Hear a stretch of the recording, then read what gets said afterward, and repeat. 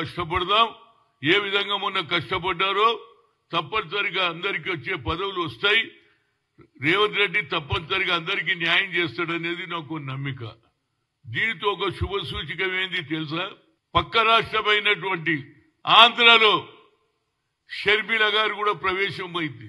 ఈ పని ఎప్పుడో చేయమన్నా అమ్మా నువ్వు ఎందుకు షర్మిలమ్మ ఎందుకు ఇక్కడ ఏమున్నదని వచ్చావు అమ్మా? నువ్వు ఉన్నావు ఇక్కడ ఆడబిడ్డవే, ఇక్కడ ఆడబిడ్డవే ఒప్పుకుంటా.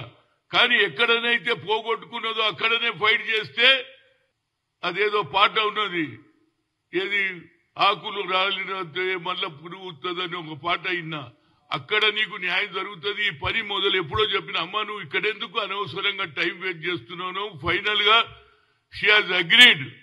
అండ్ నేను అనుకుంటాను రాహుల్ గాంధీతో కలిసి ఆంధ్రలో కూడా కాంగ్రెస్ వచ్చే అవసరానికి అందులో రాజశేఖర్ రెడ్డి ఒక మంచి ఉద్దేశం ఉండే, రాహుల్ గాంధీని ప్రధానమంత్రి చెయ్యాలని ఆయన ఆలోచన ఉండే. కాబట్టి ఆ బిడ్డే ఇవాళ బాగా పనిచేస్తుంది, చేస్తుందని నమ్ముకున్నది. కానీ ఆమెకు ఒక్కటే కోరిక నాది, నేను ఇవాళ పేపర్లో చూసిన ఇంత అన్యాయం అయితే ఎక్కడ చూడలేదండి. మహిళల మీద 8 మంది దౌర్జన్యం చేయడం, ఆమె ఫస్ట్ విజిట్ తప్పనిసరిగా ఆ కుటుంబానికి పోవాలి. అక్కడికెళ్ళే నువ్వు మొదలు పెడితే బాగుంటుంది. ఎందుకంటే ఒక ప్రజలలో ఇమేజ్ వస్తుంది, అరే షర్మిల గారు వచ్చారు, ఒక మహిళకు జరుగుతున్న అన్యాయాన్ని ఎండగట్టడానికి, ఈ అన్యాయాన్ని ఎదిరించడానికి వచ్చిందనే ఒక ఆలోచన కూడా ప్రజల్లో మొదలు పెడతారు. తప్పనిసరిగా ఆమె సక్సెస్ కావాలని, అక్కడ కూడా కాంగ్రెస్ బలపడాలనేదే నా ముఖ్య ఉద్దేశం. ఏదైనా ఒక శుభ సూచకం, అక్కడ కూడా కాంగ్రెస్ రావాలనేదే నా ఉద్దేశం. ఎందుకంటే అన్నదమ్ములుగా ఉందాము, అన్నదమ్ములుగా విడిపోదామన్నాం.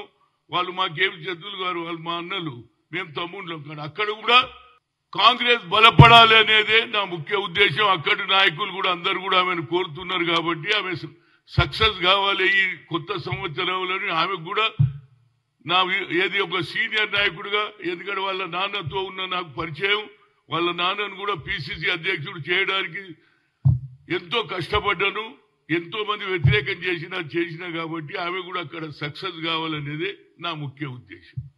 మరొకసారి happy new year to everybody including media, electric తీసేటోడు అదే చూయించేటోళ్ళు అందరికీ కూడా నా హృదయపూర్వక ధన్యవాదాలు. Thank you. చూడండి, హరీష్ రావు ఎన్ని చెప్పినా ఆయన తొందరపడుతున్నాడు రా బాబు.